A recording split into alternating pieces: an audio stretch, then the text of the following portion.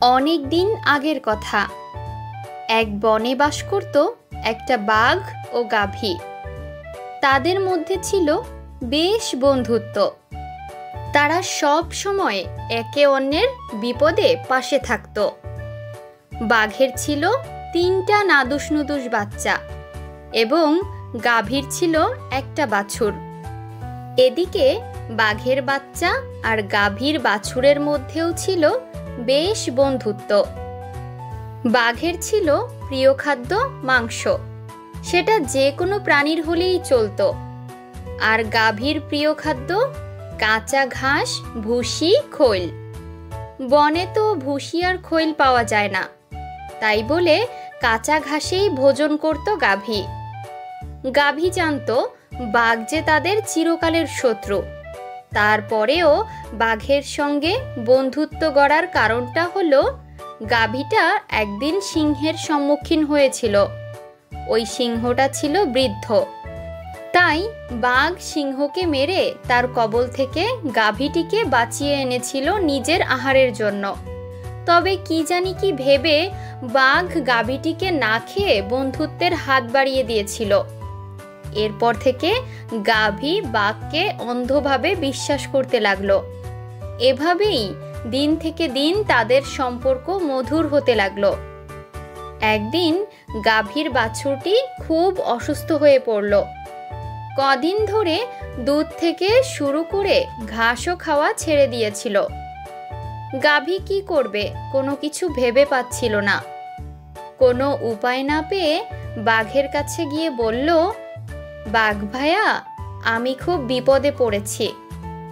বাঘ বসা থেকে উঠে দাঁড়িয়ে বলল, তুমি বিপদে পড়েছ? সেটা কেমন বিপদ? আমি তোমার বন্ধু, আমি তোমার বিপদে আপদে পাশে থাকব। এটা আমাদের বন্ধুত্বের প্রথম প্রতিশ্রুতি আমি দিয়েছিলাম। এবার বলো তো দেখি কি বিপদ তোমার? গাভী বলল, আমার বাছুর তো কদিন ধরে কিছুই খাচ্ছে না, আগেকার মতো লাফালাফিও করে না। বাঘ বলল, তাহলে এই ব্যাপার? তাই তো আমার বাচ্চারা বলছিল তোমার বাছুর ওদের সঙ্গে খেলতে আসে না। ওরাও ভুল বুঝেছে তাহলে। এখন চলো শিয়ালের কাছে নিয়ে যাই, দেখি শিয়াল কোনো কিছু করতে পারে কিনা। বাঘের কথা মতো গাভী বাছুরকে নিয়ে গেল শিয়ালের কাছে। এত বড় বনের মধ্যে মাত্র একজনই ডাক্তার, তাই শিয়ালের কাছে রোগীর ভিড় লেগেই থাকে সকাল থেকে বিকেল পর্যন্ত। বাঘ আর গাভী শিয়ালের কাছে নিয়ে গেল বাছুরটিকে। শিয়াল ভালো করে দেখে চিকিৎসা করলো, সঙ্গে দুবেলার ওষুধও দিয়ে দিল। তারপর বাঘ ও গাভী নিজেদের আস্তানায় চলে এলো। শিয়ালের কথা মতো গাভী বাছুরটিকে ওষুধ খাওয়াতে লাগলো। অবশেষে 2 দিনের মধ্যেই বাছুর সুস্থ হয়ে উঠল। আগের মতো বাঘের বাচ্চাদের সঙ্গে খেলা করতে লাগলো। বাঘের কাছে গিয়ে গাভী কৃতজ্ঞতা প্রকাশ করলো। গাভীর মনে বাঘ আবার অনেকটা জায়গা দখল করেছিল।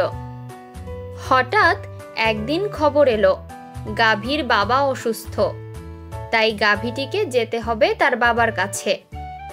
এদিকে গাভীর বাছুর ওর বাঘ বন্ধুদের ছেড়ে নানা বাড়ি যেতে চায় না। গাভী 9-6 না ভেবে বাঘের কাছে তার বাছুরকে রেখে গেল। তারপর গাভী একাই বাবার বাড়ি চলে গেল। বাঘ বাছুরকে তার বাচ্চাদের সঙ্গে খেলায় রেখে খাবারের খোঁজে চলে গেল, কিন্তু আজ কোনো খাবার পেল না। সেও ক্লান্ত হয়ে পড়েছিল, তাই শিকার করার মতো শক্তি তার গায়ে পাচ্ছিল না। তাই আজ খালি হাতে গুহায় গেল। বাচ্চারাও পেটের ক্ষুধায় কাতর হয়ে পড়েছিল। মায়ের শূন্য হাত দেখে বাচ্চারা জিজ্ঞাসা করলো, মা, খাবার কোথায়? বাঘ কোনো কথা না বলে গুহার বাইরে গেল। হঠাৎ মনে পড়ল গাভীর বাছুরের কথা। তাকে খাওয়ার ফন্দি করছে দুষ্টু বাঘ। আবার ভাবে, এটা কি ঠিক হবে? মুচকি হেসে বলে, এরাই তো আমাদের জীবনে বেঁচে থাকার একমাত্র সম্বল। বাঘ হিংস্রভাবে ঝাঁপিয়ে পড়ে বাছুরটিকে মেরে ফেলে। তারপর আনন্দ করে নিজের বাচ্চাদের নিয়ে খেয়ে ফেলল। পরদিন গাভী এলো। গুহার কোথাও তার বাছুরকে দেখতে পেল না, এমনকি বাঘের বাচ্চাদের সঙ্গেও নেই। তাই গাভী বাঘের কাছে তার বাছুরের কথা জানতে চাইল। সে বলে, আমি কি করে জানবো তোমার বাছুর কোথায়? বনে দেখো গিয়ে, কার আহার হয়ে বসে আছে। গাভী বলে, তোমার কাছেই তো রেখে গিয়েছিলাম। বাঘ বিরক্ত হয়ে বলল, জানতে চাও তোমার বাছুর কোথায়? বাঘ বলে, আমার পেটে। গাভী কথাটা শুনে বলে, তুমি আবার প্রমাণ করলে রক্ষকরাই যে ভক্ষক হয়।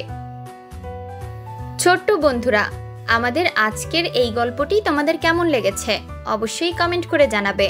আর আমাদের চ্যানেলে যারা নতুন, অবশ্যই চ্যানেলটিকে সাবস্ক্রাইব করে রাখবে এমন সব নিত্য নতুন মজার মজার গল্প পেতে। লাইক দিতে ভুলবে না কিন্তু।